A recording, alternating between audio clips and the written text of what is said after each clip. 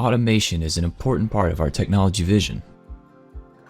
WatchGuard offers a common framework in WatchGuard Cloud for all of our portfolio projects. WatchGuard Cloud API Framework is a part of WatchGuard's automation core. It uses a common security method to control access, and we have detailed documentation on how you can control things such as blocked sites and exceptions for the security services. We go in depth and we give the developer examples of all the calls and responses. And we will continue to add more API access over the next year for firewall asset and service information, policy creation, and report information. Two examples of how WatchGuard partners are using the API. We have a partner in Mexico that runs a security operations center. They generate some of their own threat intel and lists of bad IP addresses. They use the WatchGuard API to automatically add IP addresses that they consider bad to our blocked sites list. Other WatchGuard partners use the API to integrate with their help desk systems.